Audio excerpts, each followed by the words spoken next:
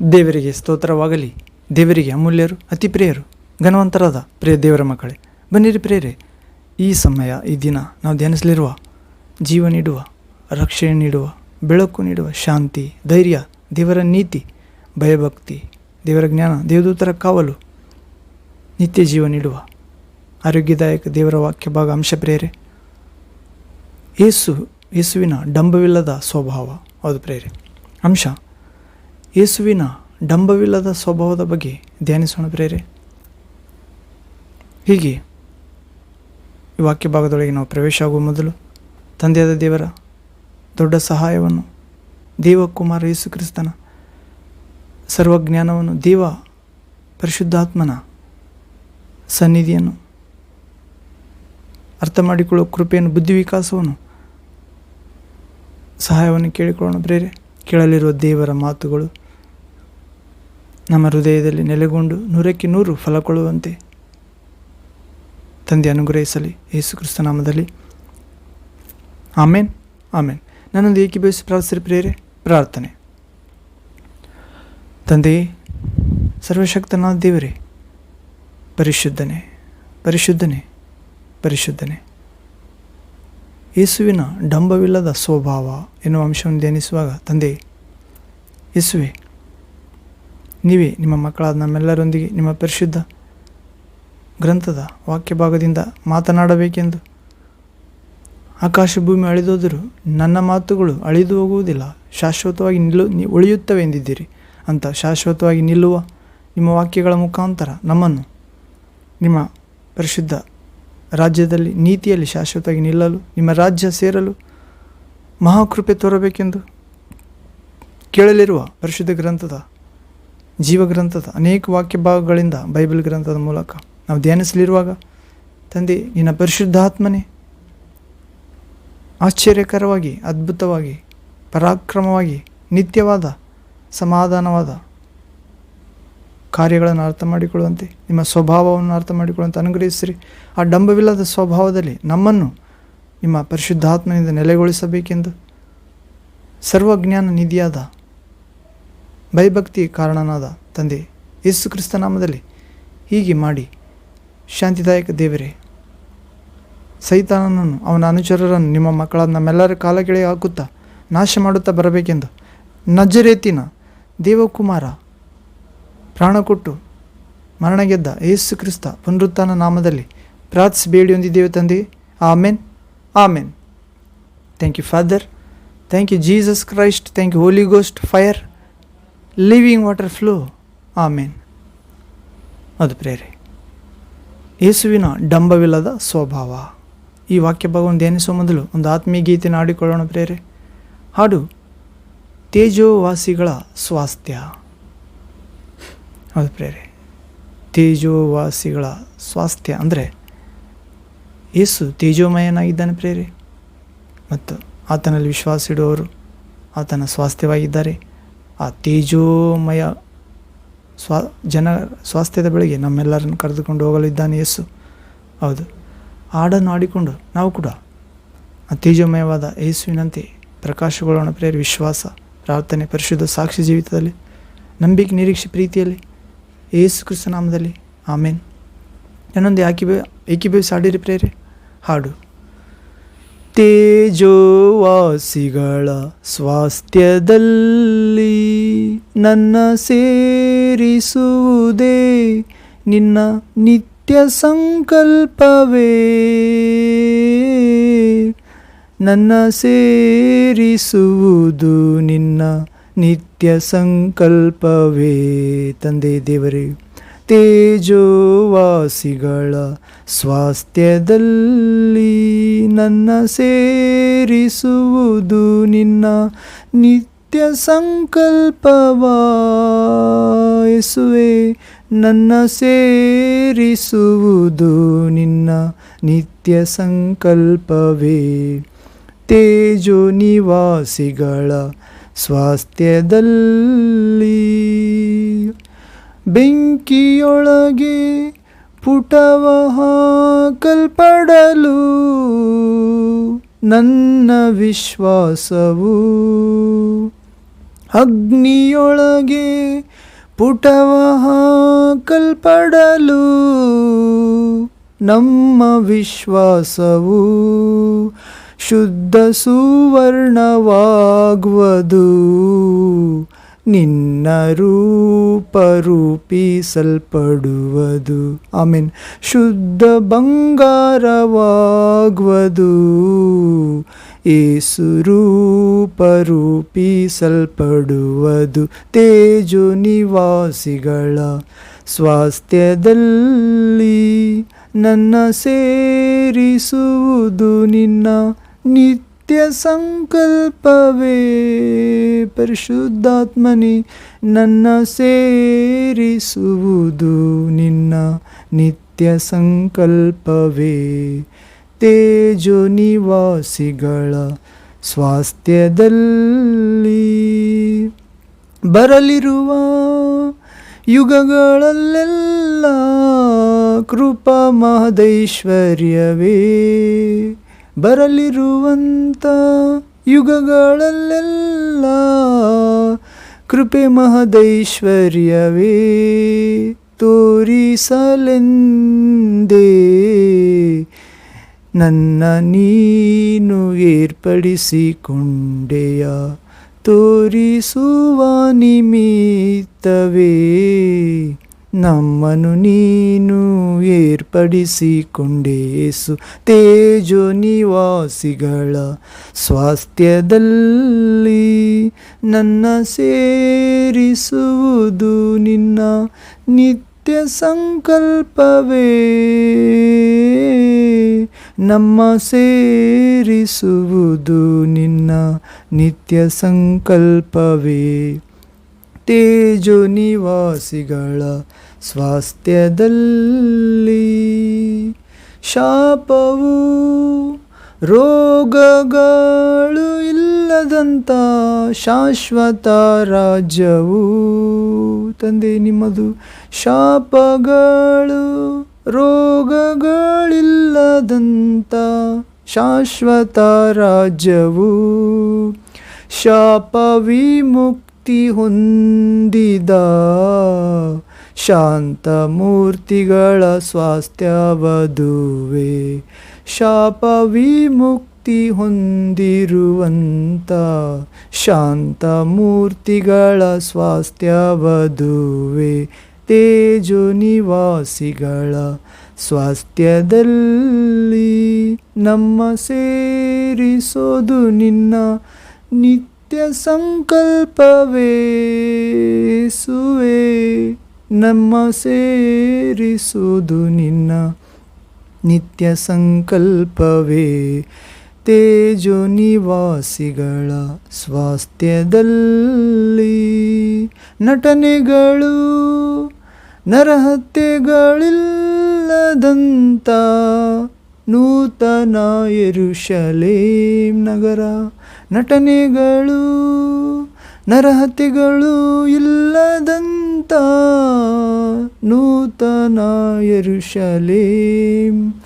ಅರ್ಹತೆ ಇಲ್ಲದಂಥ ನಮ್ಮನು ಸೇರಿಸುವುದು ನಿನ್ನ ಚಿತ್ತವೇ. ನಾ ತಂದೆಸುವೆ, ಅರ್ಹತೆ ಇಲ್ಲದ ನನ್ನನು ಸೇರಿಸುವುದು ನಿನ್ನ ಚಿತ್ತವೇನಾ.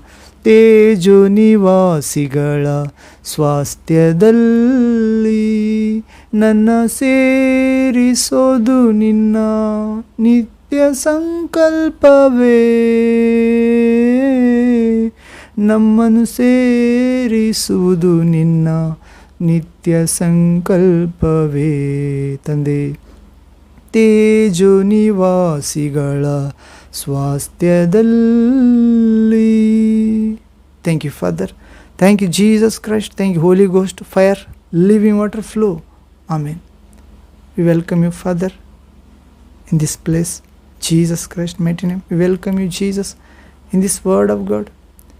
Guide us, lead us, and bless us, touch us, heal us, deliver us, bless us, anoint us, Lord, and break us every yoke of devil in your children's life in this message, prayer, and use for your glorious kingdom our lives, and make your own.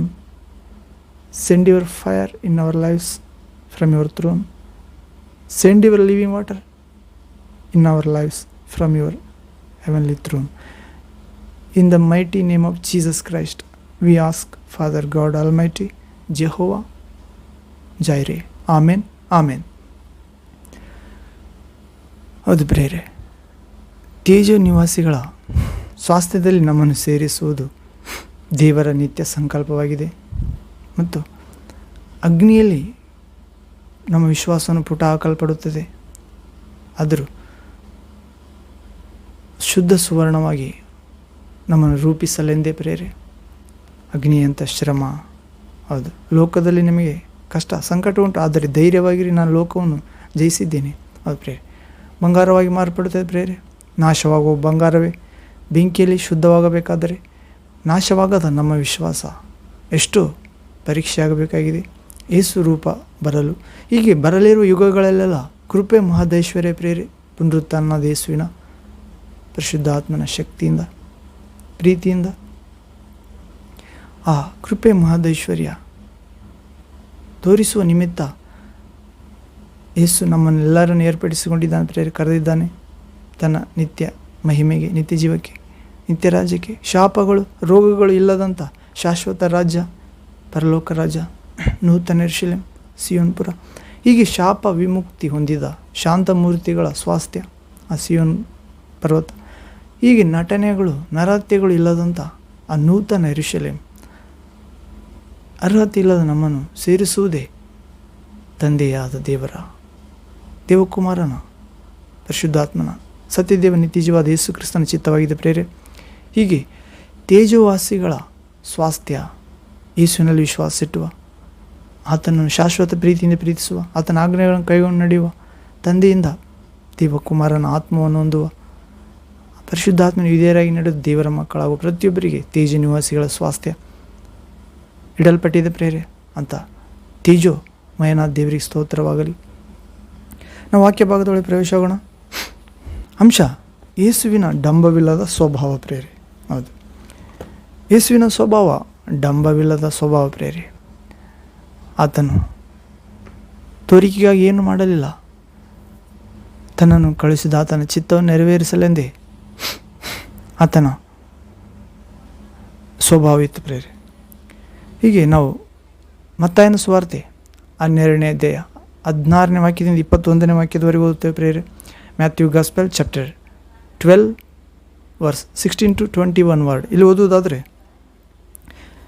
ಪೀಠಿಕೆ ಯೇಸುವಿನ ಡಂಬವಿಲ್ಲದ ಸ್ವಭಾವ. 16ನೇ ವಾಕ್ಯ. ಅನೇಕರು ಆತನ ಹಿಂದೆ ಹೋದರು, ಆತನು ಅವರೆಲ್ಲರನ್ನು ಸ್ವಸ್ಥ ಮಾಡಿ ತಾನು ಇಂಥವನೆಂಬುದಾಗಿ ಯಾರಿಗೂ ಪ್ರಕಟಿಸಬಾರದೆಂದು ಅವರಿಗೆ ಖಂಡಿತವಾಗಿ ಹೇಳಿದನು. 17ನೇ ವಾಕ್ಯ. ಹೀಗೆ ಯೆಶಾಯನೆಂಬ ಪ್ರವಾದಿಯ ಮುಖಾಂತರ ಹೇಳಿಸಿರುವ ಮಾತು ನೆರವೇರಿತು. ಹೌದು ಪ್ರೇರೆ, ಯೇಸುವಿನ ಡಂಬವಿಲ್ಲದ ಸ್ವಭಾವ. ಹೌದು ಪ್ರೇರೆ, ಯೇಸುವಿನ ಡಂಬವಿಲ್ಲದ ಸ್ವಭಾವ ಎನ್ನುವ ಅಂಶದಲ್ಲಿ ನಾವು ನೋಡ್ತಿದ್ದೇವೆ. ಮತ್ತಾಯ ಸುವಾರ್ತೆ 12ನೇ ಅಧ್ಯಾಯದಲ್ಲಿ 16ನೇ ವಾಕ್ಯ ಭಾಗದಿಂದ 21ನೇ ವಾಕ್ಯ ಭಾಗದವರೆಗೆ ನಾವು ನೋಡಿಕೊಳ್ತಿದ್ದೇವೆ. ಅನೇಕರು ಯೇಸುವಿನ ಹಿಂದೆ ಹೋಗುತ್ತಾರೆ, ಕಾರಣ ಆತನು ಸಬ್ಬತ್ ದಿನವನ್ನು ಉಲ್ಲಂಘನೆ ಮಾಡಿದ್ದಾನೆ ಎಂದು ಫರಿಸಾಯರು ಆತನ ಶಿಷ್ಯರ ಬಗ್ಗೆ, ಆತನ ಬಗ್ಗೆ ಕೋಪದಿಂದ ಆತನನ್ನು ಕೊಲ್ಲುವುದಕ್ಕೆ ವಿರೋಧವಾಗಿ ಎದುರು ನೋಡುತ್ತಿದ್ದರು ಪ್ರೇರೆ. ಸಬ್ಬತ್ ದಿನದಲ್ಲಿ ಹೊಲಗಳ ಮೇಲೆ ಹಾದು ಬರುತ್ತಿರುವಾಗ ಯೇಸುವಿನ ಶಿಷ್ಯರು ಹಸಿವೆಯಾಗಿ ಪೈರನ್ನು ಇನ್ನು ಹಸಿಯಾಗಿರುವಾಗ ತೆನೆಗಳನ್ನು ಮುರಿದು ತಿನ್ನಲಾರಂಭಿಸುತ್ತಾರೆ. ಇದನ್ನು ನೋಡಿದ ಆ ಫರಿಸಾಯರು, ಶಾಸ್ತ್ರಿಗಳು, ನೋಡು ನಿನ್ನ ಶಿಷ್ಯರು ಸಬ್ಬತ್ ದಿನದಲ್ಲಿ ನಿಷಿದ್ಧವಾದ ಕಾರ್ಯ ಮಾಡುತ್ತಿದ್ದಾರೆ ಎಂದು ಹೇಳುತ್ತಾರೆ. ಆಗ ಯೇಸು ದಾವೀದನ ಕುರಿತು ಹೇಳುತ್ತಾನೆ. ದಾವೀದನು ಹಸಿವೆಗೊಂಡಾಗ ಆತನ ಸಂಗಡಿಗರೊಂದಿಗೆ ದೇವಾಲಯದೊಳಗೆ ಹೋಗಿ ಯಾಜಕರ ಹೊರತು ಬೇರೆ ಯಾರು ತಿನ್ನಬಾರದಾದ ನೈವೇದ್ಯದ ರೊಟ್ಟಿಯನ್ನು ತಿನ್ನಲಿಲ್ಲವೇ? ತಾನು ತಿಂದು ತನ್ನ ಸಂಗಡಿಗರಿಗೂ ಕೊಟ್ಟನಲ್ಲವೇ? ಆದರೂ ಆತನು ದೋಷಿ ಆಗಲಿಲ್ಲ. ಮತ್ತು ದೇವಾಲಯದಲ್ಲಿ ಯಾಜಕರು ತಪ್ಪು ಮಾಡುತ್ತಿದ್ದರು, ಅವರು ನಿರ್ದೋಷಿಗಳೆಂದು ತೀರ್ಮಾನ ಆಗುತ್ತಿದೆ. ಆದರೂ ಮನುಷ್ಯಕುಮಾರನು ಸಬ್ಬತ್ ದಿನಕ್ಕೆ ಒಡೆಯನಾಗಿದ್ದಾನೆ ಎಂದು ಹೇಳುತ್ತಿದ್ದಾನೆ ಪ್ರೇರೆ. ಹೌದು, ಅಷ್ಟೇ ಅಲ್ಲ, ಆತನು ಆ ಹೊಲದಿಂದ ಹೊರಟು ಅಲ್ಲಿಂದ ಪ್ರಾರ್ಥನಾ ಮಂದಿರಕ್ಕೆ ಹೋದಾಗ ಅಲ್ಲಿ ಕೈಬತ್ತಿದ್ದ ಒಬ್ಬ ಮನುಷ್ಯನನ್ನು ನೋಡಿ ಆತನ ಮೇಲೆ ಕನಿಕರ ತೋರಿಸುತ್ತಾನೆ ಪ್ರಭು. ಆ ಕೈಬತ್ತಿದ್ದವನನ್ನು ಯೇಸು ಗುಣಪಡಿಸುತ್ತಾನೆಂದು ಅವರು ನೆನೆಸುತ್ತಾರೆ. ಆತನ ಮೇಲೆ ತಪ್ಪಿವರಿಸಬೇಕೆಂದು ಆ ಕೈಬತ್ತಿದ್ದವನನ್ನು ಕೂಡ ಆತನ ಮುಂದೆ ಕೂಳೇರಿಸಿರುತ್ತಾರೆ. ಹೌದು ಪ್ರೇರೆ. ಆಗ ಈ ಸಬ್ಬತ್ ದಿನದಲ್ಲಿ ಸ್ವಸ್ಥ ಮಾಡುವುದು ಸರಿಯೋ ಎಂದು ಕೇಳುತ್ತಾನೆ. ಮೊದಲು ಸ್ವಸ್ಥ ಮಾಡುವುದಕ್ಕೆ ಮೊದಲು ಅದಕ್ಕಾತನು, ನಿಮ್ಮಲ್ಲಿ ಯಾರಿಗಾದರೂ ಒಂದೇ ಒಂದು ಕುರಿ ಇದ್ದು ಅದು ಸಬ್ಬತ್ ದಿನದಲ್ಲಿ ಕುಣಿಯೊಳಗೆ ಬಿದ್ದರೆ ಅವನು ಅದನ್ನು ಹಿಡಿದು ಮೇಲಕ್ಕೆ ತೆಗೆಯದೇ ಇರುವನೇ? ಕುರಿಗಿಂತ ಮನುಷ್ಯನು ಎಷ್ಟೋ ಹೆಚ್ಚು. ಆದ ಕಾರಣ ಸಬ್ಬತ್ ದಿನದಲ್ಲಿ ಒಳ್ಳೆಯ ಕೆಲಸ ಮಾಡುವುದು ತಕ್ಕದ್ದೇ ಸರಿ ಎಂದು ಉತ್ತರ ಕೊಟ್ಟು ಆ ಮನುಷ್ಯನಿಗೆ, ನಿನ್ನ ಕೈ ಚಾಚು ಎಂದು ಹೇಳಿದನು. ಅವನು ಚಾಚಿದನು, ಅದು ಸಂಪೂರ್ಣವಾಗಿ ವಾಸಿಯಾಯಿತು, ಮತ್ತೊಂದರ ಹಾಗಾಯಿತು. ಆದರೆ ಫರಿಸಾಯರು ಹೊರಕ್ಕೆ ಹೋಗಿ, ಆ ಸಮಾಜ ಮಂದಿರದಿಂದ ಹೊರಕ್ಕೆ ಹೋಗಿ, ಇವನನ್ನು ಯಾವ ಉಪಾಯದಿಂದ ಕೊಲ್ಲೋಣ ಎಂದು ಆತನಿಗೆ ಯೇಸುವಿಗೆ ವಿರೋಧವಾಗಿ ಆಲೋಚನೆ ಮಾಡಿಕೊಂಡರು. ಯೇಸು ಅದನ್ನು ತಿಳಿದು ಅಲ್ಲಿಂದ ಹೊರಟು ಹೋದನು. ಅನೇಕರು ಆತನನ್ನು ಹಿಂಬಾಲಿಸಿ ಹೋಗುತ್ತಾರೆ ಪ್ರೇರೆ. ಹೌದು, ಅನೇಕರು ಆತನನ್ನು ಹಿಂಬಾಲಿಸಿ ಹೋದರು. ಮತ್ತಾಯ ಸುವಾರ್ತೆ 12:16 ವಾಕ್ಯದ ನೋಡುತ್ತೇವೆ. ಮುಂದೆ ನೋಡೋದಾದರೆ ಯೇಸುವಿನ ಡಂಬವಿಲ್ಲದ ಸ್ವಭಾವ ನಮ್ಮ ಮುಖ್ಯಾಂಶ ಪ್ರೇರೆ. ಆತನು ಅವರೆಲ್ಲರನ್ನು ಸ್ವಸ್ಥ ಮಾಡಿ, ಅಂದರೆ ಆ ಸಬ್ಬತ್ ದಿನದಲ್ಲಿ ಕೈಬತ್ತಿದ್ದವನನ್ನು ಕೂಡ ಸ್ವಸ್ಥ ಮಾಡುತ್ತಾನೆ ಪ್ರೇರೆ. ಅಲ್ಲಿ ಒಳ್ಳೆಯ ಉದಾಹರಣೆ ಕೊಟ್ಟು ಶಾಸ್ತ್ರಿ ಫರಿಸಾಯರನ್ನು ಬಾಯನ್ನು ಕಟ್ಟುತ್ತಾನೆ. ಅದನ್ನು ನೋಡಿದ ಅನೇಕರು ಆ ಕೈಬತ್ತಿದ್ದವನನ್ನು ಇನ್ನೊಂದರ ಕೈಯಾಗಿ ಉದ್ದಕ್ಕೆ ಆಯಿತು ಪ್ರೇರೆ, ಸೇಮ್ ಆಯಿತು. ಇದನ್ನು ನೋಡಿದ ಅನೇಕರು ಯೇಸುವಿನಿಂದ ಹೋಗುತ್ತಾರೆ. ಆ ಹಿಂದೆ ಹೋದವರೆಲ್ಲರನ್ನು ಆತನು ಯೇಸು ಸ್ವಸ್ಥ ಮಾಡಿ, ತಾನು ಇಂಥವನೆಂಬುದಾಗಿ ಯಾರಿಗೂ ಪ್ರಕಟಿಸಬಾರದೆಂದು ಅವರಿಗೆ ಖಂಡಿತವಾಗಿ ಹೇಳುತ್ತಾನೆ. ಅವ್ರ ಪ್ರೇರೆ, ಡಂಬವಿಲ್ಲದ ಯೇಸುವಿನ ಸ್ವಭಾವದಲ್ಲಿ ಯೇಸು ತಾನು ಸ್ವಸ್ಥ ಮಾಡಿದರೂ ಕೂಡ ಇದನ್ನು ಅಥವಾ ನಾನು ಸ್ವಸ್ಥ ಮಾಡುವವನು ಎಂದು ಯಾರಿಗೂ ಪ್ರಕಟಿಸಬಾರದು ಎಂದು ಖಂಡಿತವಾಗಿ ಹೇಳುತ್ತಾನೆ. ಆದರೆ ಇಂದಿನವರಾದರೂ ಸ್ವಸ್ಥ ಮಾಡಿದವನು ನಾನೇ ಇದು ವಿಡಿಯೋ ಮಾಡಿ ಬಿಟ್ಟು ಬಿಡುತ್ತಾರೆ ಪ್ರೇರೆ. ಹೌದು, ಯೇಸುವಿಗೆ ವಿರೋಧ. ಹೌದು ಪ್ರೇರೆ, ಯೇಸುವಿನ ಉಪದೇಶಕ್ಕೆ ವಿರೋಧ, ಧರ್ಮಕ್ಕೆ ವಿರೋಧ. ಹೌದು ಪ್ರೇರೆ, ಯೇಸು ಏನು ಹೇಳ್ತಾನೆ ಅದನ್ನೇ ಮಾಡಬೇಕು.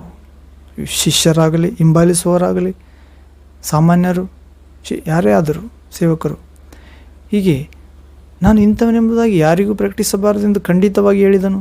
ಹೀಗೆ ಯೆಶಾಯನೆಂಬ ಪ್ರವಾದಿಯ ಮುಖಾಂತರ ಹೇಳಿಸಿರುವ ಮಾತು ನೆರವೇರಿತು ಪ್ರೇರೆ. ಅದೇನೆಂದರೆ 17ನೇ ವಾಕ್ಯ ಪ್ರೇರೆ. ಹೌದು, 18ನೇ ವಾಕ್ಯ. ಮತ್ತಾಯ ಸುವಾರ್ತೆ 12:18 ವಾಕ್ಯದಲ್ಲಿ ಓದೋದಾದರೆ, ಮತ್ತು ಯೆಶಾಯ ಪ್ರವಾದಿ ಮುಖಾಂತರ ಹೇಳಿಸಿದ ಮಾತು ಯಾವುದೆಂದರೆ, ಇಗೋ ನನ್ನ ಸೇವಕನು, ಈತನನ್ನು ನಾನು ಆರಿಸಿಕೊಂಡೆನು. ಅದು ಪ್ರೇರೆ, ತಂದೆಯ ದೇವರು ಯೇಸು ಕ್ರಿಸ್ತನನ್ನು ಕುರಿತು ಹೇಳುತ್ತಿದ್ದಾನೆ. ಇಗೋ ಈತನು ನಾನು ಆರಿಸಿಕೊಂಡವನು, ನನ್ನ ಸೇವಕನು, ಈತನು ನನಗೆ ಇಷ್ಟನು, ನನ್ನ ಪ್ರಾಣಪ್ರಿಯನು, ಈತನಲ್ಲಿ ನನ್ನ ಆತ್ಮವನ್ನು ಇರಿಸಿದ್ದೇನೆ. ಈತನು ಅನ್ಯ ಜನಾಂಗಗಳಿಗೂ ನ್ಯಾಯವಿಧಿಯನ್ನು ಸಾರುವನು. ಅದು ಪ್ರೇರೆ. ಮತ್ತು 18ನೇ ವಾಕ್ಯ, ಮತ್ತಾಯ ಸುವಾರ್ತೆ 12:18 ವಾಕ್ಯ. ಈತನು ಅಂದರೆ ಯೇಸು ಕ್ರಿಸ್ತನು ಜಗಳಾಡುವುದಿಲ್ಲ, ಕೂಗಾಡುವುದಿಲ್ಲ. ಬೀದಿಗಳಲ್ಲಿ ಈತನ ಸ್ವರವು, ಧ್ವನಿಯು ಯಾರಿಗೂ ಕೇಳಿಸುವುದಿಲ್ಲ. 20ನೇ ವಾಕ್ಯ. ಜಜ್ಜಿದ ದಂಟನ್ನು ಮುರಿದು ಹಾಕದೆಯೂ, ಆರಿ ಹೋಗುತ್ತಿರುವ ದೀಪವನ್ನು ನಂದಿಸದೆಯೂ ಆರಿಸದೆಯೂ, ನ್ಯಾಯವನ್ನು ದಿಗ್ವಿಜಯಕ್ಕಾಗಿ ಕಳಿಸಿಕೊಡುವನು. ಅನ್ಯ ಜನರು ಈತನ ಹೆಸರನ್ನು ಕೇಳಿ ನಿರೀಕ್ಷೆಯಿಂದ ಇರುವರು. ಅದು ಪ್ರೇರೆ, ಯೇಸುವಿನ ಡಂಬವಿಲ್ಲದ ಸ್ವಭಾವ ಪ್ರೇರೆ. ಸಬ್ಬತ್ ದಿನದಲ್ಲಿ ಶಿಷ್ಯರು ಪೈರಿನ ತೆನೆಗಳನ್ನು ಮುರಿದು ತಿನ್ನುತ್ತಾರೆ ಮತ್ತು ಭಕ್ತಿವೇಷ ಧರಿಸಿದ ಶಾಸ್ತ್ರಿ ಫರಿಸಾಯರು,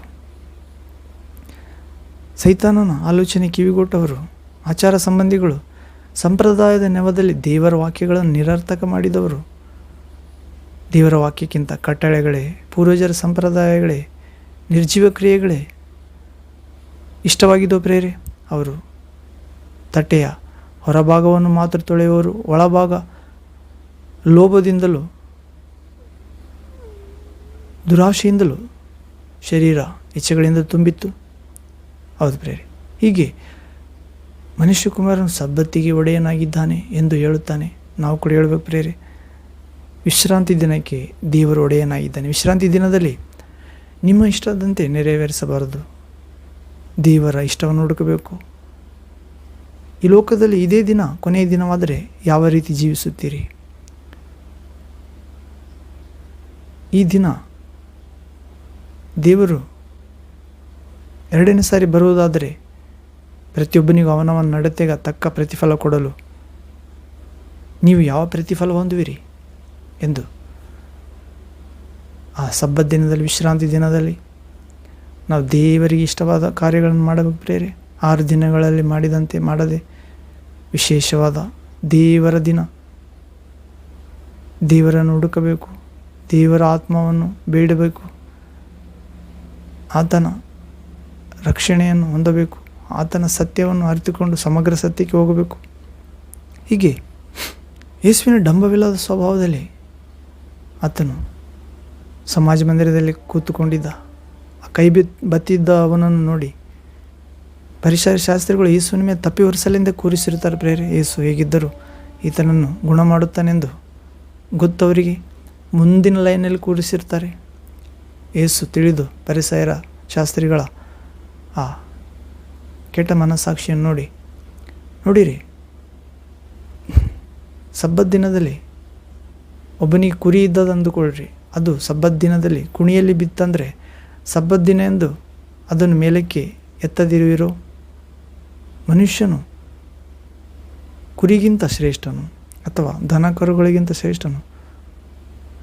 ಎಲ್ಲಕ್ಕಿಂತ ಶ್ರೇಷ್ಠನು, ಸೃಷ್ಟಿಯ ಮುಕುಟ, ದೇವರ ರೂಪನು. ಅವನು ಈ ಅನಾರೋಗ್ಯದಲ್ಲಿದ್ದಾನೆ, ಈ ಹ್ಯಾಂಡಿಕ್ಯಾಪ್ ಆಗಿದ್ದಾನೆ ಅಂಗವೈಕಲ್ಯದಿಂದ, ಮತ್ತು ಕೈ ಬತ್ತಿಯುಳ್ಳವನಾಗಿ ಸಮಾಜದಲ್ಲಿ ಕಡಿಮೆ ಮಾನ ಮರ್ಯಾದೆಗೆ ಪಾತ್ರನಾಗಿದ್ದಾನೆ. ದೇವರ ಸಮಾಜ ಮಂದಿರ ಪ್ರಾರ್ಥಿಸಲು ಬಂದಿದ್ದಾನೆ.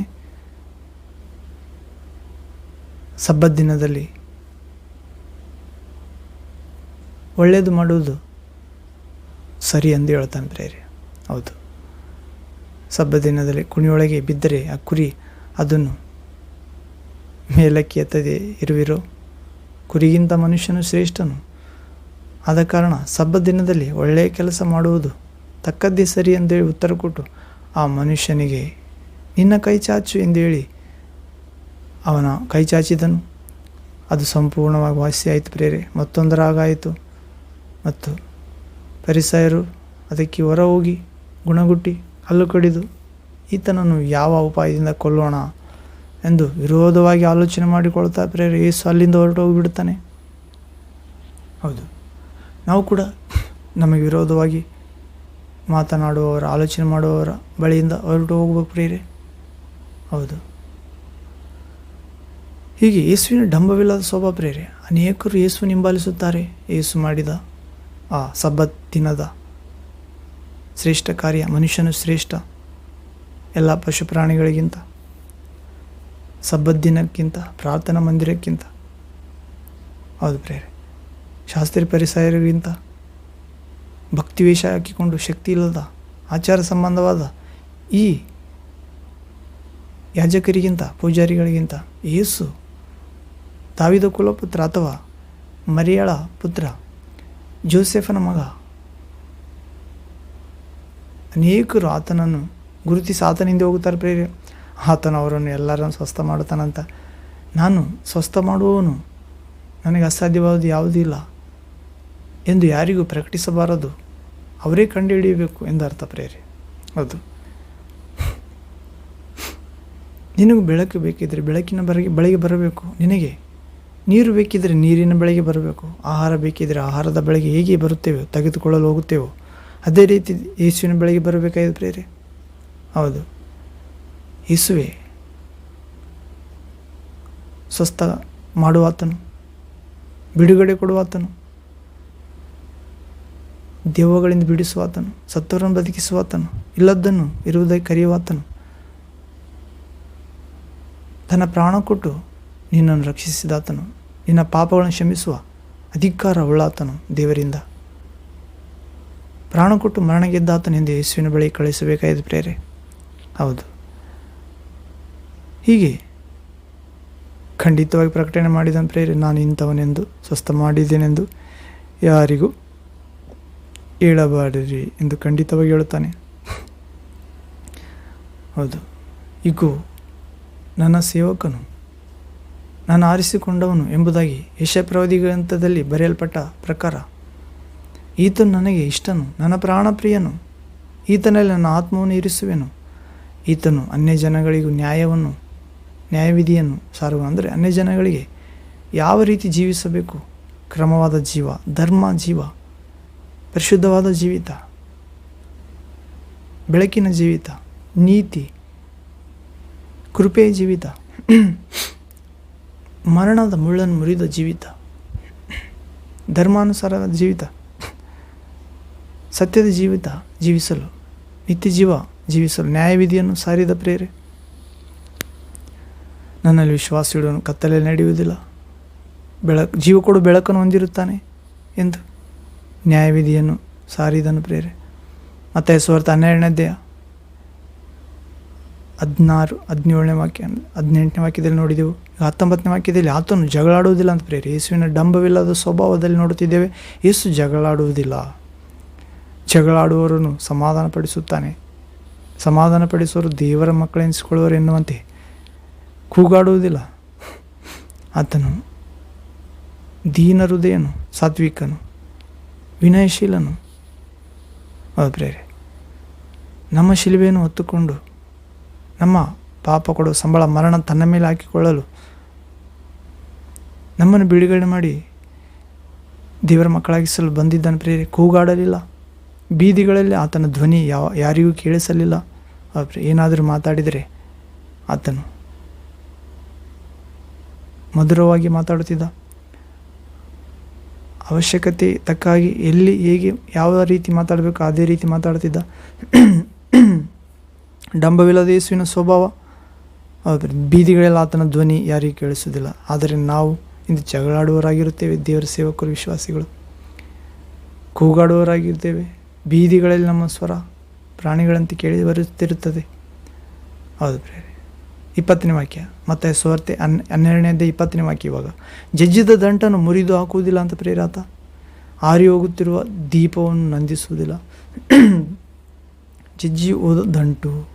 ಹೌದು ಪ್ರೇರೆ, ಅಂದರೆ ಜೀವನದಲ್ಲಿ ನಿರಾಶೆಯಾದವರನ್ನು ಮತ್ತೆ ನಿರೀಕ್ಷೆ ಇಲ್ಲದವರಂತೆ ಮಾಡುವುದಿಲ್ಲ. ಸಾಯುತ್ತಿರುವವರನ್ನು ಸಾಯಿಸುವುದಿಲ್ಲ, ಬದುಕಿಸುತ್ತೇವೆ. ಆದರೆ ದುಃಖಿತರನ್ನು ಸಂತೋಷಪಡಿಸುತ್ತಾನೆ ಯೇಸು. ಹೌದು, ಕುಂದಿದ ಮನೆಗೆ ಉತ್ಸಾಹ ಸ್ತೋತ್ರ ವಸ್ತ್ರವನ್ನು ಕೊಡಲು ಬಂದಿದ್ದರಿಗೆ ಬಿಡುಗಡೆ ಸಾರಲು. ಹೌದು ಪ್ರೇರೆ, ಶಿಯೋನಿನಲ್ಲಿ ಶೋಕಾರ್ತರಿಗೆ ಬರೀ ಬೂದಿಗೆ ಬದಲಾಗಿ ಆನಂದ ತೈಲ, ಉತ್ಸಾಹ ಸ್ತೋತ್ರದ ವಸ್ತ್ರ ಕೊಡಲು ಬಂದಿದ್ದ. ನಮ್ಮ ದೇವರು ನೇಮಿಸಿದ ಶುಭ ವರ್ಷ ಸಾರಲು ಬಂದಿದ್ದ. ದೇವರು ಮುಯ್ಯ ತೀರಿಸುವ ದಿನ ಪ್ರಕಟಿಸಲು ಬಂದಿದ್ದ. ಪ್ರೇರ, ಆತನು ದೀನ ದರಿದ್ರರನ್ನು, ವಿಧವೆಯರನ್ನು, ಪರದೇಶಿಗಳನ್ನು ಆತನು ಮುರಿದು ಹಾಕಲಿಲ್ಲ. ಹಾರಿ ಹೋಗುತ್ತಿರುವ ದೀಪವನ್ನು ನಂದಿಸಲಿಲ್ಲ. ಮರಣಕ್ಕೆ ಪಾತ್ರರಾದವರನ್ನು ದೊಡ್ಡ ಜ್ಯೋತಿಯೊಂದು ಕಾಣಿಸಿಕೊಂಡಿತ್ತು. ಕಾರ್ಗತ್ತಲೆಯಲ್ಲಿದ್ದವರಿಗೆ ಸೂರ್ಯೋದಯವಾಯಿತು, ಮರಣ ಅಂಧಕಾರದಲ್ಲಿರುವವರಿಗೆ. ಹೌದು ಪ್ರೇರೆ,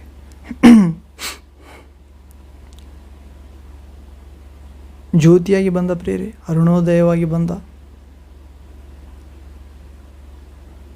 ಜಜ್ಜಿ ಹೋದ ಮನುಷ್ಯರ ಜೀವಿತದಲ್ಲಿ, ಹಾರಿ ಹೋಗುತ್ತಿರುವ ಮಾನವರ ಜೀವಿತದಲ್ಲಿ ದೊಡ್ಡ ಬೆಳಕಾಗಿ ಸೂರ್ಯೋದಯವಾಗಿ ಬಂದಿದ್ದಾನೆ ಪ್ರಭು. ಅಂತ ಪ್ರಭುವಿಗೆ ಸ್ತೋತ್ರ. ಹೀಗೆ ನ್ಯಾಯವನ್ನು ದಿಗ್ವಿಜಯಕ್ಕಾಗಿ ಕಳಿಸಿಕೊಟ್ಟ ಪ್ರೇರೆ. ನ್ಯಾಯ ಅಂದರೆ ಅನಾಥರ ಪಕ್ಷವಾಗಿ, ವಿಧವೆಯರ ಪಕ್ಷವಾಗಿ, ಬಡವರ ಪಕ್ಷವಾಗಿ, ದರಿದ್ರರ ಪಕ್ಷವಾಗಿ, ಸತ್ಯ ಮಾರ್ಗದಲ್ಲಿ ನಡೆಯುವರ, ದೇವರನ್ನು ಪ್ರೀತಿಸುವವರ ಪರವಾಗಿ ದೇವರು ಕಳುಹಿಸಿಕೊಟ್ಟಿದ್ದಾನೆ. ಯೇಸು ಲೋಕದ ರಕ್ಷಕ, ಜೀವಸ್ವರೂಪ ದೇವಕುಮಾರ, ಪಾಪಗಳನ್ನು ಕ್ಷಮಿಸುವ ಅಧಿಕಾರವುಳ್ಳಾತ, ದೇವರ ಮಕ್ಕಳಾಗುವ ಅಧಿಕಾರ ನೀಡುವಾತ. ಆತನಲ್ಲಿ ವಿಶ್ವಾಸ ಇಡುವವರು ಸತ್ತವರು ಬದುಕುತ್ತಾರೆ, ಬದುಕುತ್ತಾ ನಂಬುವವರು ಎಂದಿಗೂ ಸಾಯುವುದಿಲ್ಲ ಎಂದು ಸತ್ಯ ದೇವರ ಪ್ರತಿರೂಪ ಎಂದು ಯಾರೆಲ್ಲ ನಂಬುತ್ತಾರೋ ಅಂಥವರ ವಿಶ್ವಾಸದ, ನ್ಯಾಯವಾದ ವಿಶ್ವಾಸವನ್ನು ದಿಗ್ವಿಜಯಕ್ಕಾಗಿ ಕಳಿಸಿಕೊಟ್ಟ ಪ್ರೇರೆ. ನಿತ್ಯ ಜೀವ ತಂದುಕೊಟ್ಟ. ಅನ್ಯ ಜನರು ಈತನ ಹೆಸರನ್ನು ಕೇಳಿ ನಿರೀಕ್ಷೆಯಿಂದ ಇರುವರು. ಅನ್ಯ ಜನರಂತ, ಸ್ವಜನರಲ್ಲ, ಅನ್ಯ ಜನರು ಆತನ ಹೆಸರನ್ನು ಕೇಳಿ ನಿರೀಕ್ಷೆಯಿಂದಿರ್ತಾರಂತ ಪ್ರೇರೆ. ಆತನು ನಂಬಿದ್ದೇವೆ, ಆತನ ಯೇಸು ಕ್ರಿಸ್ತನನ್ನು ಆತನು ಆಶಾಭಂಗಪಡಿಸುವುದಿಲ್ಲ. ಆತನು ಮಾರ್ಗದರ್ಶನ ಮಾಡುತ್ತಾನೆ. ಆತನು ತನ್ನ ಜನರಾದ ನಮ್ಮನ್ನು ನಮ್ಮ ಪಾಪಗಳಿಂದ ರಕ್ಷಿಸುತ್ತಾನೆ, ಕಾಯುತ್ತಾನೆ. ವಾಗ್ದಾನ ಮಾಡಿದ ತನ್ನ ಸುರಕ್ಷಿತ ರಾಜ್ಯಕ್ಕೆ, ನಿತ್ಯ ಜೀವಕ್ಕೆ ಸೇರಿಸುತ್ತಾನೆ. ನಮ್ಮನ್ನೆಂದು ನಾಶವಾಗದಂತೆ ತನ್ನ ಮಂದೆಯ ಕುರಿಗಳ ಸಾಲಿನಲ್ಲಿ ನಡೆಸುತ್ತಾನೆ ಪರಲೋಕ ಮಾರ್ಗಕ್ಕೆಂದು. ಅನ್ಯ ಜನರು ಈತನ ಹೆಸರನ್ನು ಕೇಳಿ ನಿರೀಕ್ಷೆಯಿಂದಿರುತ್ತಾರಂತ ಪ್ರೇರೆ. ಎಲ್ಲ ವಿಧದಲ್ಲಿ ರಕ್ಷಿಸುತ್ತಾನೆ ರಕ್ಷಕ ಎಂದು. Amen. Thank you Jesus Christ, son of living God. ಹೀಗೆ ಯೇಸುವಿನ ಡಂಬವಿಲ್ಲದ ಸ್ವಭಾವದ ಬಗ್ಗೆ ನೋಡುತ್ತೇವೆ ಪ್ರೇರೆ. ಹೌದು, ನಮ್ಮ ಈ ಡಂಬವಿಲ್ಲದ ಸ್ವಭಾವದಲ್ಲಿ 18ನೇ ವಾಕ್ಯ ನಮ್ಮ ಮುಖ್ಯ ವಾಕ್ಯ ಪ್ರೇರೆ. 12ನೇ ಅಧ್ಯಾಯ ಮತ್ತಾಯ ಸುವಾರ್ತೆ 18ನೇ ವಾಕ್ಯ. ಇಗೋ ನನ್ನ ಸೇವಕನು, ಈತನನ್ನು ಆರಿಸಿಕೊಂಡಿದ್ದೇನೆ, ಈತನಲ್ಲಿ ನನ್ನ ಆತ್ಮವನ್ನು ಇರಿಸುವೆನು ಅಂದರೆ ಇಟ್ಟಿದ್ದಾನಂತ ಪ್ರೇರೆ.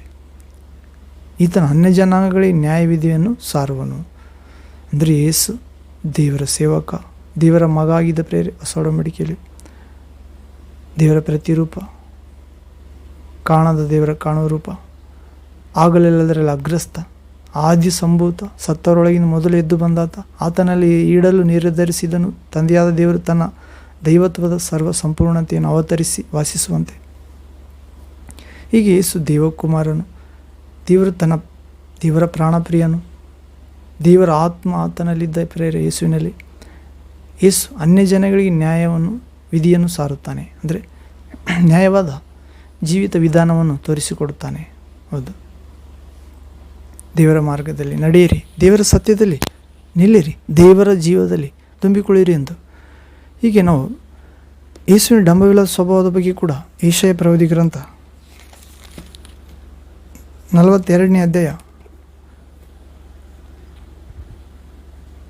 1ನೇ ವಾಕ್ಯ 4ನೇ ವಾಕ್ಯದವರೆಗೆ ಓದುತ್ತೆ ಪ್ರೇರೆ. Prophet Isaiah chapter 42 verse 1 to 4th word. ಇಲ್ಲಿ ಓದುವುದಾದರೆ, ಇಲ್ಲಿ ಪೀಠಿಕೆ ನೋಡೋದಾದ್ರೆ, ಇಸ್ರಾಯೇಲು ಯೆಹೋವನ ಸೇವಕನು, ವಿವಿಧವಾದ ಎಚ್ಚರಿಕೆಯು ಪ್ರೋತ್ಸಾಹವು, ಯೆಹೋವನ ಸೇವಕನ ಗುಣಲಕ್ಷಣಗಳು.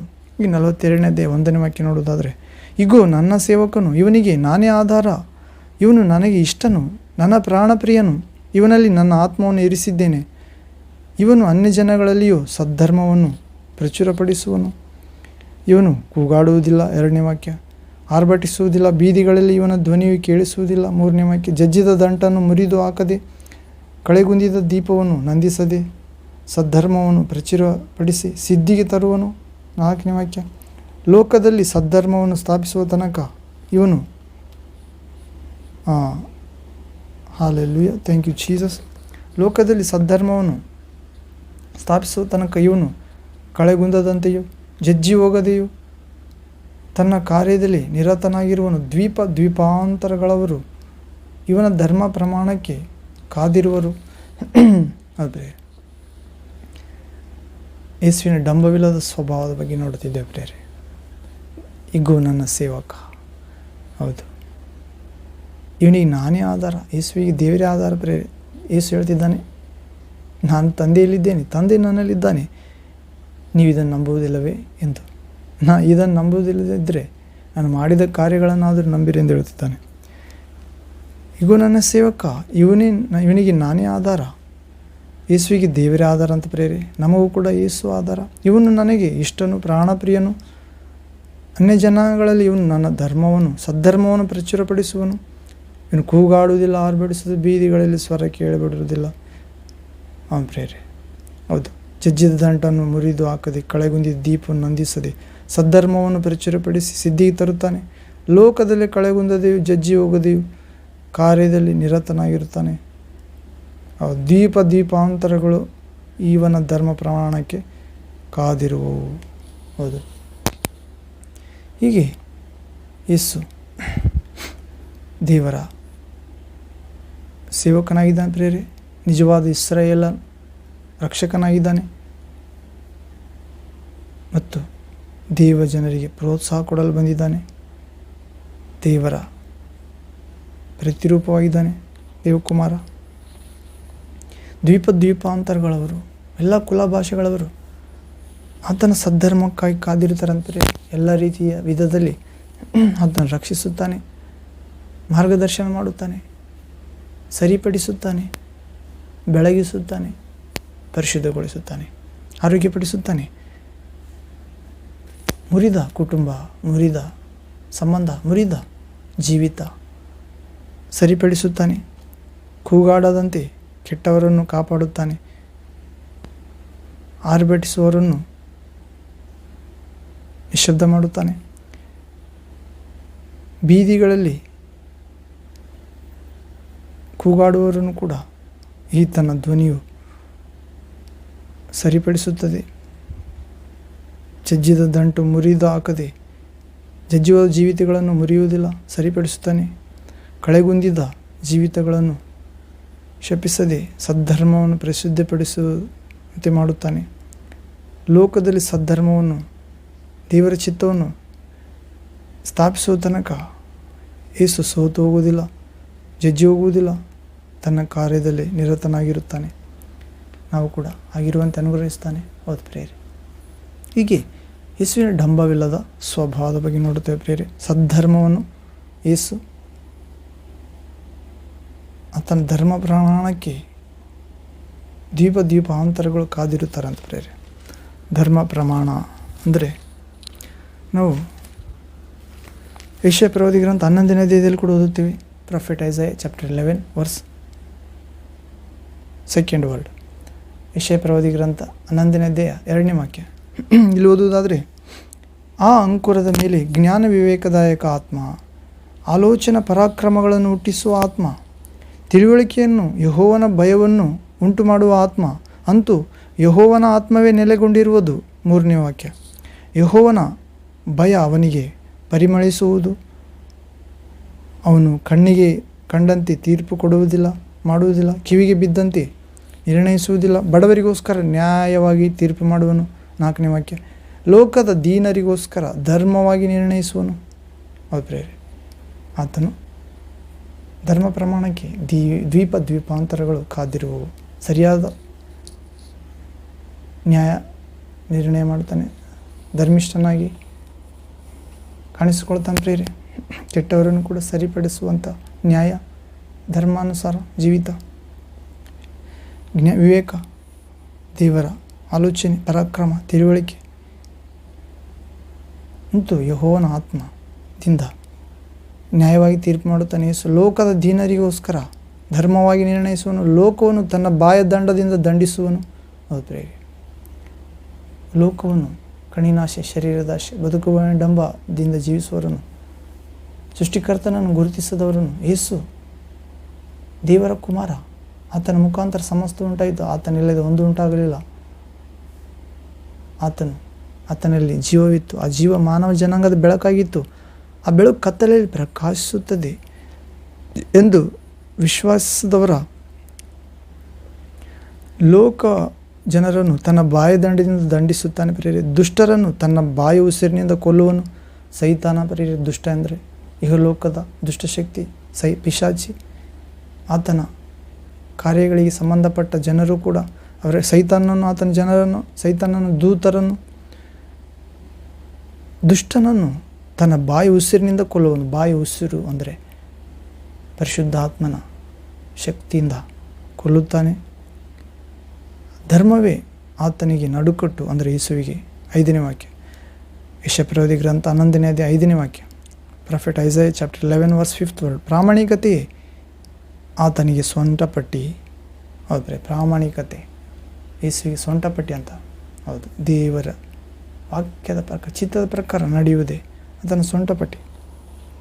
ಯೇಸುವಿನ ಡಂಬವಿಲ್ಲದ ಸ್ವಭಾವ ಪ್ರೇರಿ, ನ್ಯಾಯವಾಗಿ ತೀರ್ಪು ಮಾಡುತ್ತಾನೆ, ಲೋಕದೀನರಿಗೋಸ್ಕರ ಧರ್ಮವಾಗಿ ನಿರ್ಣಯಿಸುತ್ತಾನೆ. ಹೌದು, ಹೀಗೆ ಜ್ಞಾನ ವಿವೇಕದಾಯಕ ಆತ್ಮವುಳ್ಳಾತನಾಗಿದ್ದಾನೆ ಯೇಸು. ಮತ್ತು ಆಲೋಚನಾ ಪರಾಕ್ರಮ ಹುಟ್ಟಿಸುವ ಆತ್ಮವುಳ್ಳಾತನು, ತಿಳುವಳಿಕೆಯನ್ನು ದೇವರ ಭಯವನ್ನು ಉಂಟು ಮಾಡುವ ಆತ್ಮವುಳ್ಳಾತನು. ಅಂತೂ ದೇವರ ಆತ್ಮವೇ ನೆಲೆಗೊಂಡಿರುವ ಆತನು, ದೇವರ ಭಯವನ್ನು ಪರಿಮಳಿಸುವಂತೆ ಮಾಡುವಾತನು. ಕಣ್ಣಿಗೆ ಕಂಡಂತೆ ತೀರ್ಪು ಮಾಡುವುದಿಲ್ಲ ಆತನು ಯೇಸು. ಕಿವಿಗೆ ಬಿದ್ದಂತೆ ನಿರ್ಣಯಿಸುವುದಿಲ್ಲ, ಬಡವರಿಗೋಸ್ಕರ ನ್ಯಾಯವಾಗಿ ತೀರ್ಪು ಮಾಡುತ್ತಾನೆ, ಲೋಕದೀನರಿಗೋಸ್ಕರ ಸದ್ಧರ್ಮವಾಗಿ ನಿರ್ಣಯಿಸುತ್ತಾನೆ. ಲೋಕವನ್ನು ತನ್ನ ಬಾಯಿ ದಂಡದಿಂದ ದಂಡಿಸುತ್ತಾನೆ, ದುಷ್ಟನನ್ನು ತನ್ನ ಬಾಯಿ ಉಸಿರಿನಿಂದ ಕೊಲ್ಲುತ್ತಾನೆ. ಹೌದು ಪ್ರೇರಿ, ಆತನು ಜಗಳಾಡುವುದಿಲ್ಲ, ಕೂಗಾಡುವುದಿಲ್ಲ, ಬಾಯಿ ಉಸಿರಿನಿಂದ, ಬಾಯ ದಂಡದಿಂದ ನಿಧಾನವಾಗಿ, ಹೌದು ಪ್ರೇರಿ, ಪ್ರಧಾನವಾಗಿ ಕಂಡುಬರುತ್ತದೆ ಆತನ ನಿಧಾನವಾದ ಮಾತು. ವಾಕ್ಯವಾದ ದೇವರು, ಆತನ ವಾಕ್ಯ ಬಂಡೆಗಳನ್ನು ಪುಡಿ ಪುಡಿ ಮಾಡುವ ಸುತ್ತಿಗೆ ಸಮಾನವಾಗಿದೆ ಪ್ರೇರಿ ಯೇಸುವಿನ ವಾಕ್ಯ ಮಾತು. ದೇವರ ವಾಕ್ಯವಾದ ಯೇಸು ಮತ್ತು ಸುಡುವ ಬೆಂಕಿಗೆ ಸಮಾನವಾಗಿದೆ, ದಹಿಸುವ ಅಗ್ನಿಯಾಗಿದ್ದಾನೆ ಯೇಸು. ಕೂಗಾಡುವುದಿಲ್ಲ, ಜಗಳಾಡುವುದಿಲ್ಲ, ಬೀದಿಗಳೆಲ್ಲ ಆತನ ಧ್ವನಿ ಕೇಳಿ ಬರಲಿಲ್ಲ. ಹೌದು, ಹೀಗೆ ಯೆಶಾಯ ಪ್ರವಾದಿ ಗ್ರಂಥ 61ನೇ ಅಧ್ಯಾಯ 1ನೇ ವಾಕ್ಯದಲ್ಲಿ ಕೂಡ ಓದುತ್ತೇವೆ ಪ್ರೇರಿ. Prophet Isaiah chapter 61 verse 1st word. ಕರ್ತನಾದ ಯೆಹೋವನ ಆತ್ಮವು ನನ್ನ ಮೇಲೆ ಅದೇ, ಆತನು ನನ್ನನ್ನು ಬಡವರಿಗೆ ಶುಭ ವರ್ತಮಾನವನ್ನು ಸಾರುವುದಕ್ಕೆ ಅಭಿಷೇಕಿಸಿದನು, ಮನ ಮುರಿದವರನ್ನು ಕಟ್ಟಿ ವಾಸಿ ಮಾಡುವುದಕ್ಕೂ, ಸೆರೆಯವರಿಗೆ ಬಿಡುಗಡೆಯಾಗುವುದನ್ನು, ಬಂದಿಗಳಿಗೆ ಕದ ತೆರೆಯುವುದನ್ನು ಪ್ರಸಿದ್ಧಪಡಿಸುವುದಕ್ಕೂ ಯೆಹೋವನು ನೇಮಿಸಿದ ಶುಭ ವರ್ಷ. ಹೌದು, ಯೇಸುವಿನ ಡಂಬವಿಲ್ಲದ ಸ್ವಭಾವದಲ್ಲಿ ನೋಡುತ್ತಿದ್ದೇವೆ ಪ್ರೇರೆ. ದೇವರ ಆತ್ಮ ಇದೆ ಪ್ರೇರೆ. ಡಂಬವಿಲ್ಲದ ಸ್ವಭಾವದಲ್ಲಿ ಅವರ ಮೇಲೆ ದೇವರ ಆತ್ಮ ಇರುತ್ತದೆ. ಮತ್ತು ಡಂಬವಿಲ್ಲದ ಸ್ವಭಾವದವರು ಬಡವರಿಗೆ ಶುಭ ವರ್ತಮಾನವನ್ನು ಸಾರುವುದಕ್ಕೆ ಅಭಿಷೇಕಿಸಲ್ಪಡುತ್ತಾರೆ.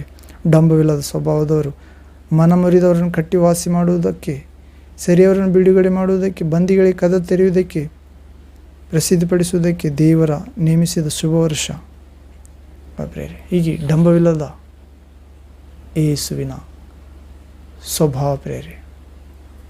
ಹೀಗೆ ನಾವು ಇನ್ನೊಂದು ವಾಕ್ಯ ನೋಡೋದಾದರೆ ಮತ್ತಾಯ ಸುವಾರ್ತೆ 3ನೇ ಅಧ್ಯಾಯ 16ನೇ ವಾಕ್ಯ 17ನೇ ವಾಕ್ಯದಲ್ಲಿ ಓದುತ್ತೇವೆ. Matthew gospel chapter 3 verse 16th 17th word. ಇಲ್ಲಿ ಓದುವುದಾದರೆ, ಯೇಸು ಸ್ನಾನ ಮಾಡಿಸಿಕೊಂಡು ಕೂಡಲೇ ನೀರಿನಿಂದ ಮೇಲಕ್ಕೆ ಬರಲು ಇಗೋ, ಆತನಿಗೆ ಆಕಾಶವು ತೆರೆಯಿತು ಮತ್ತು ದೇವರ ಆತ್ಮ ಪಾರಿವಾಳದ ಹಾಗೆ ಇಳಿದು ತನ್ನ ಮೇಲೆ ಬರುವುದನ್ನು ಕಂಡನು. 17ನೇ ವಾಕ್ಯ 17th ವರ್ಡ್. ಆಗ ಈತನು ಪ್ರಿಯನಾಗಿರುವ ನನ್ನ ಮಗನು, ಈತನನ್ನು ನಾನು ಮೆಚ್ಚಿದ್ದೇನೆ ಎಂದು ಆಕಾಶವಾಣಿಯಾಯಿತು. ಅದು ಪ್ರೇರೆ ಯೇಸುವಿನ ಡಂಬವಿಲ್ಲದ ಸ್ವಭಾವ.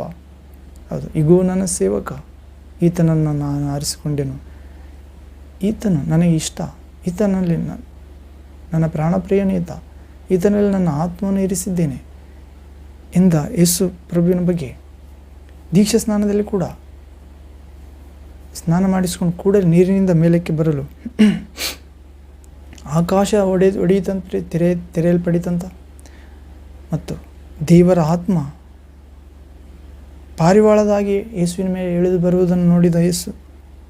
ಮತ್ತು ಆಗ ತಂದೆಯಾದ ದೇವರ ಸ್ವರ ಬಂತು ಆಕಾಶದಿಂದ, ಈತನು ಪ್ರಿಯನಾಗಿರುವ ನನ್ನ ಮಗನು. ಅದು ಪ್ರೇರೆ ಯೇಸು ಪ್ರಿಯನಾಗಿರುವ ದೇವರ ಮಗ ಪ್ರೇರೆ. ನಾವು ದೇವರ ಮಕ್ಕಳು ಅನಿಸಿಕೊಳ್ಬೋದು, ಆದರೆ ಪ್ರಿಯನಾಗಿರುವ ಮಗ ಯೇಸು ಮಾತ್ರ. ಅದು ಹೀಗೆ ಈತನು ಪ್ರಿಯನಾಗಿರುವ ನನ್ನ ಮಗನು, ಈತನನ್ನು ನಾನು ಮೆಚ್ಚಿದ್ದೇನೆ ಎಂದು ಆಕಾಶವಾಣಿ ಆಯಿತು. ಆದರೆ ನಾವು ಕೂಡ ದೇವರಿಗೆ ಪ್ರಿಯ ಮಕ್ಕಳಾಗಬೇಕು ಯೇಸುವಿನ ನಾಮದಲ್ಲಿ. ನಮ್ಮನ್ನು ಕೂಡ ದೇವರು ಮೆಚ್ಚಬೇಕು ಅಂತ ಯೇಸುವಿನ ಮಾರ್ಗದಲ್ಲಿ ನಡೆಯಬೇಕಾಗಿದೆ ನಾವು. ಕಾರಣ ಯೇಸುವಿನ ಡಂಬವಿಲ್ಲದ ಸ್ವಭಾವವೇ ದೇವರ ಆತ್ಮ ಪಾರಿವಾಳದ ಹಾಗೆ ಆತನ ಮೇಲೆ ಇಳಿದು ಬರಲು ಸಾಧ್ಯ.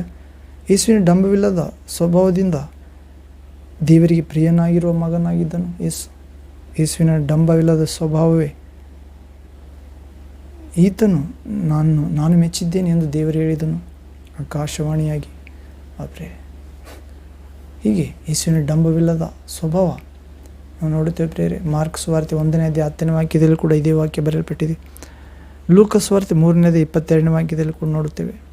ಮತ್ತು ಯೆಹೆಜ್ಕೇಲ ಪ್ರವಾದಿ ಗ್ರಂಥ 36ನೇ ಅಧ್ಯಾಯ 25ರಿಂದ 27ರವರೆಗೆ ಓದುತ್ತೇವೆ. ಪ್ರಾಫೆಟ್ ಯೆಹೆಜ್ಕೇಲ್ chapter 36 verse 27 to 29th word. ಪ್ರವಾದಿ ಯೆಹೆಜ್ಕೇಲನ ಪ್ರವಾದಿಯ ಗ್ರಂಥ 36ನೇ ಅಧ್ಯಾಯ 27ನೇ ವಾಕ್ಯದಿಂದ 25ನೇ ವಾಕ್ಯದಿಂದ 27ನೇ ವಾಕ್ಯದವರೆಗೆ 25th word to 27th word. ಇಲ್ಲಿ ಓದುವುದಾದರೆ 25ನೇ ವಾಕ್ಯ ಪ್ರವಾದಿ ಯೆಹೆಜ್ಕೇಲನ ಗ್ರಂಥ 36ನೇ ಅಧ್ಯಾಯ 25ರಿಂದ 27. 25ನೇ ವಾಕ್ಯ. ನಾನು ನಿಮ್ಮ ಮೇಲೆ ನಿರ್ಮಲೋದಕವನ್ನು ಪ್ರೋಕ್ಷಿಸಲು ನೀವು ನಿರ್ಮಲರಾಗುವಿರಿ. ನಿಮ್ಮ ಸಮಸ್ತ ವಿಗ್ರಹಗಳಿಂದಲೂ ಸಕಲ ವಿಧವಾದ ಹೊಲಸಿನಿಂದಲೂ ನಿಮ್ಮನ್ನು ಶುದ್ಧಿ ಮಾಡುವೆನು. ನಾನು ನಿಮಗೆ ಹೊಸ ಮನಸ್ಸನ್ನು ಕೊಟ್ಟು ನಿಮ್ಮಲ್ಲಿ ನೂತನ ಸ್ವಭಾವವನ್ನು ಹುಟ್ಟಿಸುವೆನು. ಹೌದು ಪ್ರೇರೆ, ನಾನು ನಿಮಗೆ ಹೊಸ ಮನಸ್ಸನ್ನು ಕೊಟ್ಟು ನೂತನ ಸ್ವಭಾವವನ್ನು ಹುಟ್ಟಿಸುವೆನು. ಯೇಸುವಿನ ಡಂಬವಿಲ್ಲದ ಸ್ವಭಾವ. ಹೌದ್ರೆ, ದೇವರು ಕೊಡುವ ಆಶೀರ್ವಾದಗಳಲ್ಲಿ ಸ್ವಭಾವ ಪ್ರಾಮುಖ್ಯತೆ ವಹಿಸುತ್ತದೆ ಪ್ರೇರೆ. ಸ್ವಭಾವ ದೇವರ ಸೇವಕನನ್ನು ಆಗಿ ಮಾಡುತ್ತದೆ. ಸ್ವಭಾವ ದೇವರಿಗೆ ಇಷ್ಟರನ್ನಾಗಿ ಮಾಡುತ್ತದೆ. ಡಂಬವಿಲ್ಲದ ಸ್ವಭಾವ ದೇವರಿಗೆ ಪ್ರಾಣಪ್ರಿಯರನ್ನಾಗಿ ಮಾಡುತ್ತದೆ. ಡಂಬವಿಲ್ಲದ ಸ್ವಭಾವ ದೇವರ ಆತ್ಮ ನಮ್ಮಲ್ಲಿ ನೆಲೆಗೊಳ್ಳಲು ಕಾರಣವಾಗುತ್ತದೆ. ಡಂಬವಿಲ್ಲದ ಸ್ವಭಾವ ನಾವು ಅನೇಕ ಅನ್ಯಜನಗಳಿಗೆ ನ್ಯಾಯವಿಧಿಯನ್ನು ಸಾರುವವರಾಗುತ್ತೇವೆ. ಜಗಳಾಡುವುದಿಲ್ಲ, ಕೂಗಾಡುವುದಿಲ್ಲ, ಬೀದಿಗಳಲ್ಲಿ ನಮ್ಮ ಧ್ವನಿ ಕೇಳಿಸುವುದಿಲ್ಲ, ಯಾರಿಗೂ ಜಜ್ಜಿದ ದಂಟು ಮುರಿದು ಹಾಕುವುದಿಲ್ಲ, ಹಾರಿ ಹೋಗುತ್ತಿರೋ ದೀಪವನ್ನು ನಂದಿಸುವುದಿಲ್ಲ, ಹಾರಿಸುವುದಿಲ್ಲ. ನ್ಯಾಯವನ್ನು ದಿಗ್ವಿಜಯಕ್ಕೆ ಕಳಿಸಿಕೊಡುತ್ತೇವೆ ಪ್ರೇರೆ. ಅನ್ಯಾಯವಾದವರನ್ನು ದೇವರ ಪಕ್ಷವಾಗಿ ಮಾತಾಡುತ್ತೇವೆ. ಅನ್ಯ ಜನರಿಗೆ ನಮ್ಮ ಹೆಸರು ಕೇಳಿ ನಿರೀಕ್ಷೆಯಿಂದಿರುತ್ತಾರೆ ದೇವರ ಮಕ್ಕಳೆಂದು. ನಮಗೋಸ್ಕರ ಪ್ರಾರ್ಥಿಸ್ತಾರೆ, ವಿಜ್ಞಾಪಿಸುತ್ತಾರೆ, ಮನವಿ ಮಾಡುತ್ತಾರೆ. ದೇವರು ಆಲಿಸುತ್ತಾನೆ ಈ ದೇವರ ಮಕ್ಕಳ ಪ್ರಾರ್ಥನೆಯಿಂದ. ಹೀಗೆ ದೇವರು ನಮ್ಮ ಮೇಲೆ ನಿರ್ಮಲೋದಕವನ್ನು ಚಿಮುಕಿಸ್ತಾನಂತ ಪ್ರೇರಿ. ನಾವು ನಿರ್ಮಲರಾಗುವಂತೆ ಶುದ್ಧ ಜಲವನ್ನು ಚಿಮುಕಿಸ್ತಾನೆ. ಪರಿಶುದ್ಧ ಆತ್ಮನ ನೀರನ್ನು, ನಾನು ಕೊಡುವ ನೀರನ್ನು ಕುಡಿದರೆ ಮತ್ತೆಂದಿಗೂ ನಿಮಗೆ ನೀರಡಿಕೆ ಆಗುವುದಿಲ್ಲ ಎಂದು ಯೇಸು ಹೇಳಿದಂತೆ ದೀಕ್ಷಾ ಸ್ನಾನ ಗುರುತು ಪ್ರೇರಿ ಮತ್ತು ಆತ್ಮದ ಸ್ನಾನ ಗುರುತು.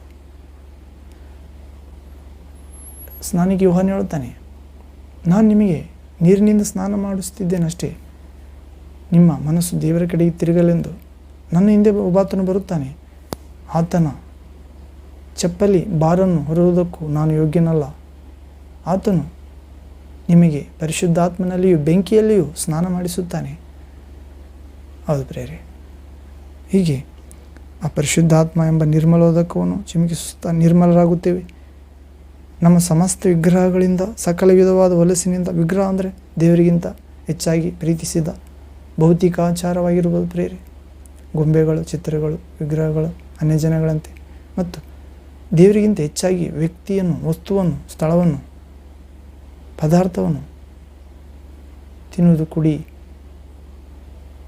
ಉಡುವುದು, ತೊಡುವುದು, ಇವುಗಳಲ್ಲಿ ವಿಗ್ರಹವಾಗಿ ಇರುವ ಆಂತರಿಕ ಸಕಲವಾದ ಹೊಲಸಿನಿಂದ ನಮ್ಮನ್ನು ಶುದ್ಧಿ ಮಾಡುತ್ತಾನೆ ಪ್ರಭು. ಸ್ತ್ರೀ ಪುರುಷರ ಆಸೆಯಿಂದಲೂ, ಹಣದ ಆಸೆಯಿಂದಲೂ, ಲೋಭ ವಿಗ್ರಹ ಆರಾಧನೆಗೆ ಸಮವಾಗಿದೆ ಪ್ರೇರೆ.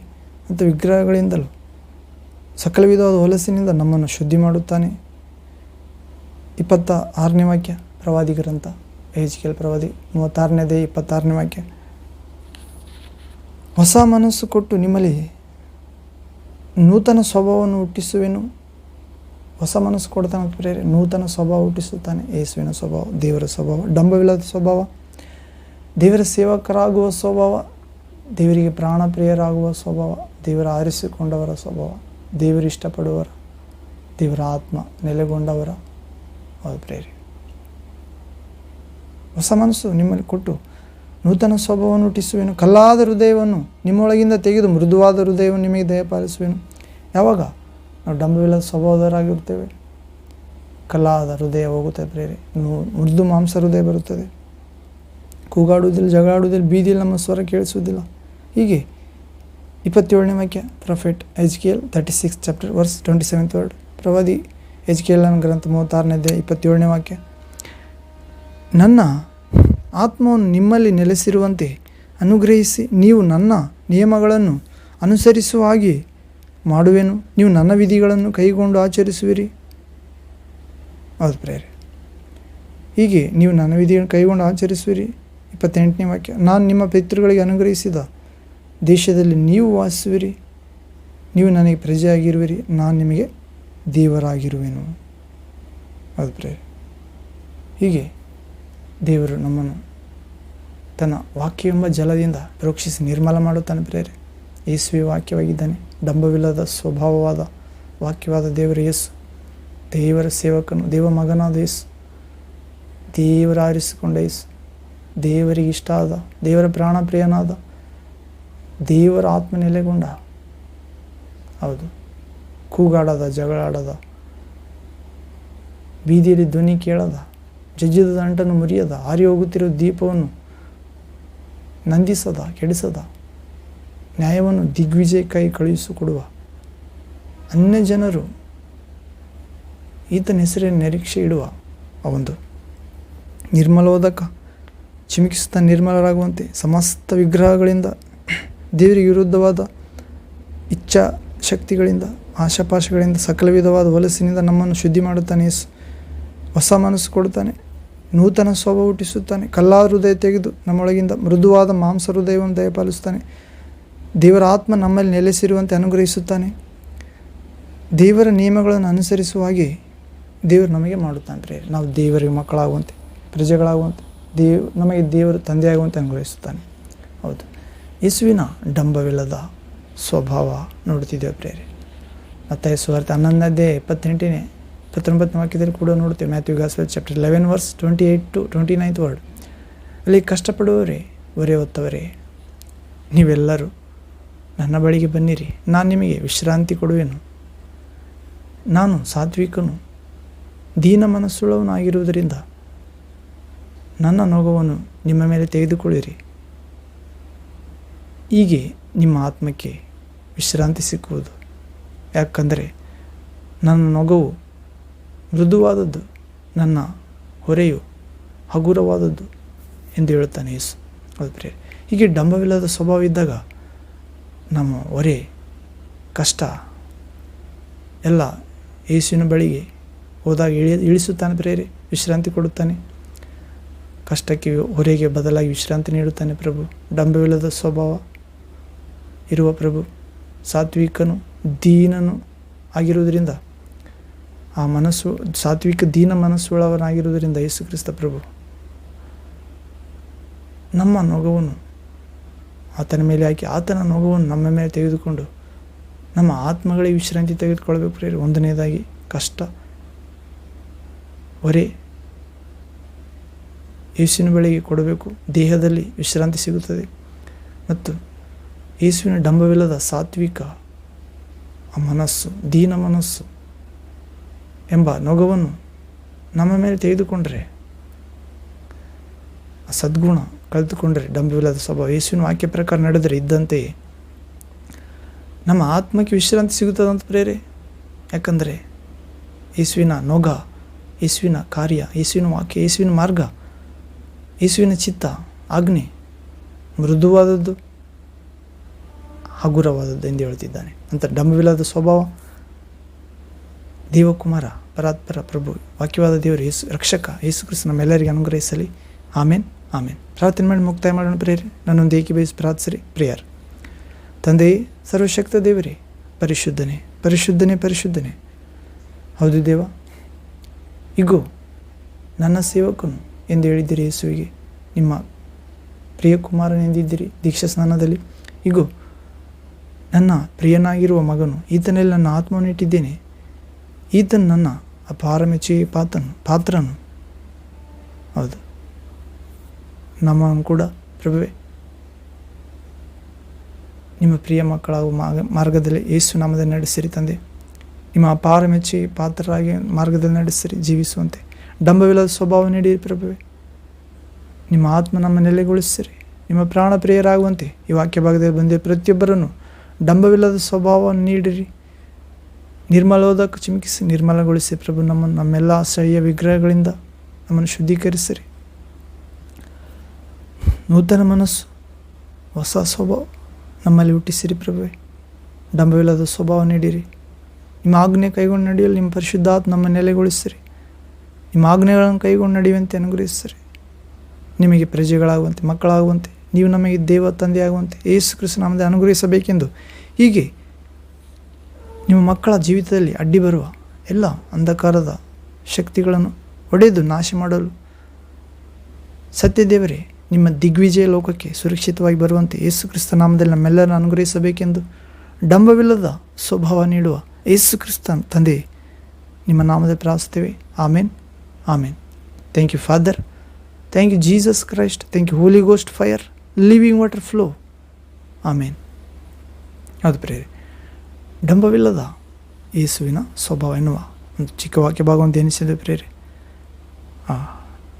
ಡಂಬವಿಲ್ಲದ ಆ ಯೇಸುವಿನ ಆ ಸ್ವಭಾವ ಸೇವಕರನ್ನಾಗಿಯೂ ಆರಿಸಿಕೊಳ್ಳಲು ಪಡುತ್ತೇವೆ. ನಾವು ದೇವರಿಗೆ ಇಷ್ಟ ಆಗುತ್ತೇವೆ, ದೇವರಿಗೆ ಪ್ರಾಣ ಪ್ರಿಯರಾಗುತ್ತೇವೆ, ದೇವರ ಆತ್ಮ ತುಂಬಲ್ಪಡುತ್ತೇವೆ, ಎಲೆಗೊಳ್ಳುವಂತೆ ಮತ್ತು ನ್ಯಾಯವಿಧಿಯನ್ನು ಕಲಿಯುತ್ತೇವೆ. ಜಗಳಾಡುವುದಿಲ್ಲ, ಕೂಗಾಡುವುದಿಲ್ಲ, ಬೀದಿಗಳೇ ನಮ್ಮ ಧ್ವನಿ ಕೇಳುವುದಿಲ್ಲ. ಮತ್ತು ಹೀಗೆ ಇನ್ನು ಉನ್ನತವಾದ ಕಾರ್ಯಗಳನ್ನು ಮಾಡುತ್ತಾ ಪ್ರೇರೆ ಯೇಸುವಿನ ಡಂಬವಿಲ್ಲದ ಸ್ವಭಾವ ಅಂತ ಕೃಪೆ ನಮಗೆ ಪ್ರಭು ನೀಡಿದ್ದಕ್ಕಾಗಿ ಸ್ತೋತ್ರ. ಆಮೇನ್. ಮತ್ತೊಂದು ವಾಕ್ಯ ಭಾಗದ ದೇವಚಿತ್ತವರು ಭೇಟಿಯಾಗೋಣ ಪ್ರೇರೆ. ಅಲ್ಲಿವರೆಗೆ ತಂದೆಯಾದ ದೇವರ ಮಹಾಪ್ರೀತಿ, ದೇವಕುಮಾರ ಯೇಸು ಕ್ರಿಸ್ತನ ಮಹಾಕೃಪೆ, ದೇವರ ಪರಿಶುದ್ಧಾತ್ಮನ ನಿತ್ಯ ಸನ್ನಿಧಿ, ಪ್ರಸನ್ನತೆ, ಮಹಿಮೆ, ಮಾರ್ಗದರ್ಶನ, ಕಟಾಕ್ಷ, ಬೋಧನೆ, ಕ್ಷಮಾಪಣೆ, ಪರಿಶುದ್ಧ ಜೀವಿತ, ಪ್ರಾರ್ಥನಾ, ವಿಶ್ವಾಸ, ಸಾಕ್ಷಿ ಜೀವಿತ ನಿಮ್ಮೊಂದಿಗೆ, ನಿಮ್ಮ ಸಭೆ ಸಹವಾಸದೊಂದಿಗೆ, ನಿಮ್ಮ ಕುಟುಂಬ ಪ್ರಿಯರೊಂದಿಗೆ, ಕೈಕೆಲಸಗಳಲ್ಲಿ, ಪ್ರಯಾಣದಲ್ಲಿ, ಸೇವಾ ಜೀವಿತದಲ್ಲಿ ನಿತ್ಯಕ್ಕೂ ದೇವಚಿತ್ತಂತೆ ಡಂಬವಿಲ್ಲದ ಯೇಸುವಿನ ಸ್ವಭಾವದೊಂದಿಗೆ